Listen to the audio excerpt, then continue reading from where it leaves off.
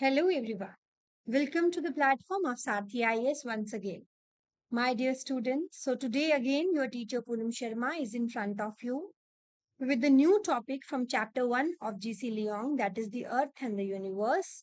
And today in this video we will discuss about the mathematical location of places on the globe, that is the day 5 of the topic earth and the universe. So my dear students, stay tuned with the video till the end to get knowledge about the latitudes, longitudes, international dateline and various other concepts regarding the ideal, that is the international dateline.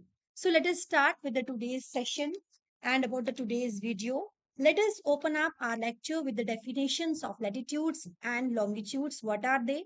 And what are the important latitudes on the globe?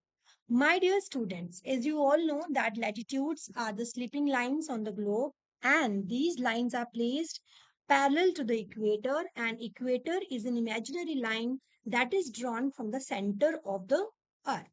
These all lines are imaginary line. They do not exist in actual. They all are the imaginary lines. So let us start with the latitudes first. Latitude is the angular distance of a point on Earth's surface. It is measured in degrees from the center of the Earth. It is parallel to the line equator, which lies midway between the poles.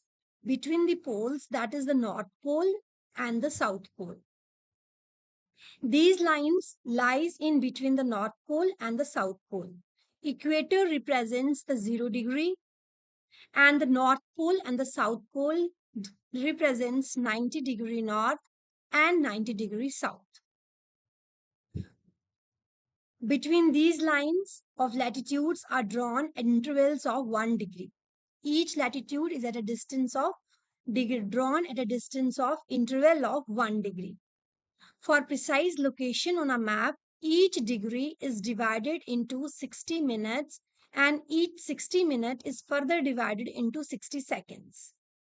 The most important lines on the globe are equator at 0 degree, Tropic of Cancer at 23.5 degree north, Arctic Circle 66.5 degree north, North Pole 90 degree north, Tropic of Capricorn 23.5 degree south, Antarctic Circle 66.5 degree south, South Pole 90 degree south. So, the standing lines on the globe are called as longitudes and the sleeping lines are called as the latitudes. These lines are drawn as an equal interval. These are parallel to each other. As you all know that Earth is flattened at the pole. As the Earth is slightly flattened at the poles, the linear distance of a degree of latitude at the pole is little longer than that at the equator. For example, at the equator, it is 68.70 miles. It is the distance of degree of latitudes at the equator, and this distance at the degree of latitude at equator is 68.70 miles. And as we move upwards, that is in the northern hemisphere or in the southern hemisphere, it is 69.054 at 45-degree latitudes, and at the poles it is 69.407 miles. The average is taken as 69 miles. This is a useful figure that can be used for calculating distances to any place. Thus, we can say again that latitudes are the sleeping lines on the globe and they are parallel to the equator. Equator is at 0 degree, and as we move, the distance remains the same because these lines are parallel to each other.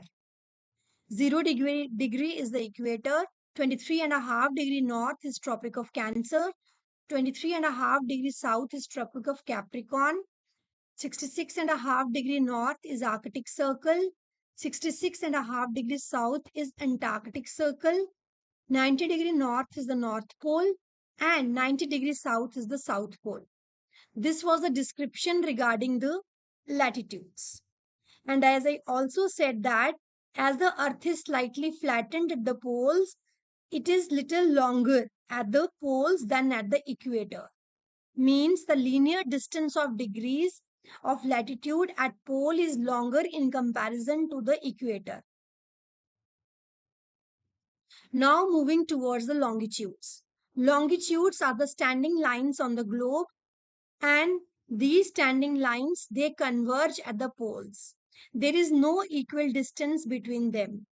There is one longitude, that is the 0 degree longitude, that is called as the prime meridian, that divides our globe into eastern hemisphere and the western hemisphere. This is the eastern hemisphere and this one is the western hemisphere, and this is the prime meridian at 0 degree, that is dividing the globe into eastern hemisphere and the western hemisphere. I am repeating once again, these are the imaginary lines. These do not exist in actual on the earth. These are just an imaginary lines. So moving towards the next slide, let us talk about the longitudes in detail. I said Greenwich meridian is the line that divides the globe into eastern and the western hemisphere. These longitudes are, they do not have equal distance between each other, and thus they all converge at the North Pole and the South Pole.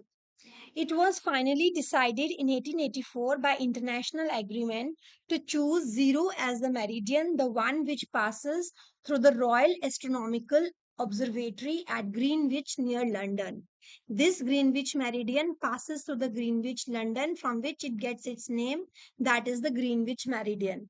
This is the prime meridian, 0 degree, from which all other meridians radiate eastward and the westwards up to 180 degree. I am repeating once again, this is the Greenwich meridian that passes through 0 degree, and from this longitude, all other longitudes radiates towards the eastern hemisphere and the western hemisphere. So this was the definition, this was about the longitudes. Now let us discuss that how these longitudes gives us time, how these longitudes, as we move towards the another longitude, how the time fluctuates, how the time varies. Since the earth makes one complete revolution of 360 degree in 24 hours, we all know earth completes its one rotation in 24 hours. It passes through 15 degree in 1 hour. Means as the earth crosses 1 degree in 4 minutes, it means that 1 degree in 4 minutes, it means that 15 degrees multiplied by 4 is equal to 60 minutes. Means 15 degree it crosses in 60 minutes, and 1 degree in 4 minutes. When we move, what I said, when we move 1 degree away, we are moving 4 minutes away, isn't it? We are moving 4 minutes away, and when we are moving 15 degrees away, we are moving 60 minutes away from the Greenwich meridian. So conversely, if we go westward, local time is retarded by 1 hour. Here is eastern hemisphere, this is eastern, and this is the western hemisphere. Means if in the eastern hemisphere we are moving 15 degrees move forward, we are moving 1 hour ahead. And when we are moving westward, 1 hour behind, we are retarded by 1 hour. We may thus conclude that places those are east of Greenwich, they see the sun earlier and gain time, whereas the places west of Greenwich see the sun later and lose time. I am repeating once again, that suppose this is Greenwich at 0 degree, and this is east side and this is west side. We can easily memorize it with the memory aid for this east gain and the west loss. For example, we are moving east, we are gaining with the time. And when we are moving west, we are losing, we are subtracting with the time. For example, I am repeating again, if we are moving 15 degrees ahead, we are moving 1 hour ahead. And when we are moving 15 degrees in the west, we are retarded by 1 hour.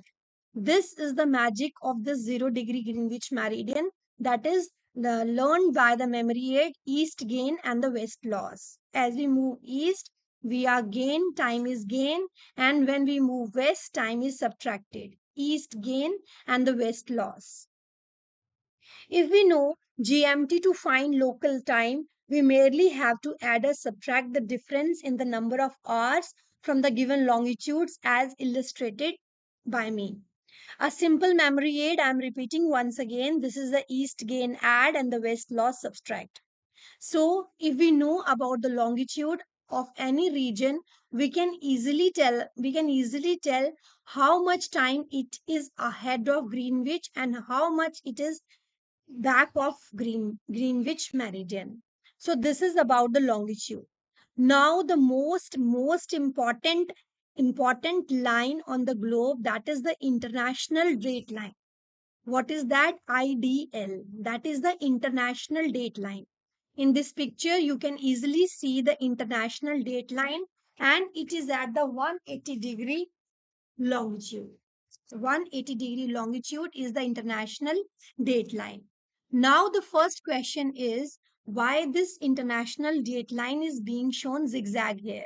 What are the reasons that this line is presented as a zigzag, not a straight line? You can easily see that this line is not a perfect straight. It is zigzag at somewhere and somewhere it is straight.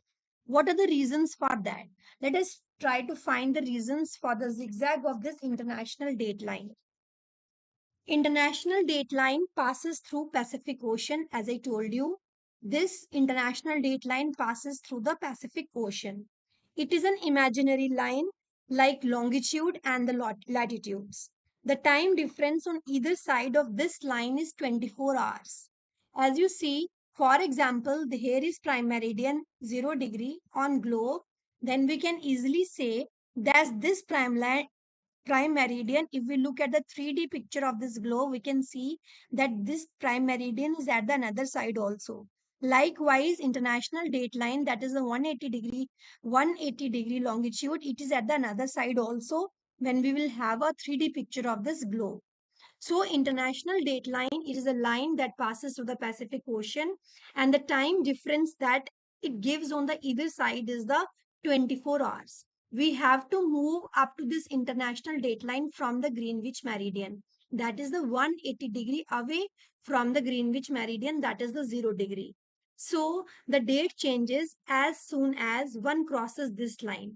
For example, if there is Sunday in the eastern hemisphere, then there will be Monday in the Western Hemisphere. This is the Eastern Hemisphere. If we will have Sunday in the Eastern Hemisphere, then there will be Monday in the Western Hemisphere. For example, if we have celebrated 31st December here, if we will come over the Eastern Hemisphere, then we will get one more day to celebrate New Year.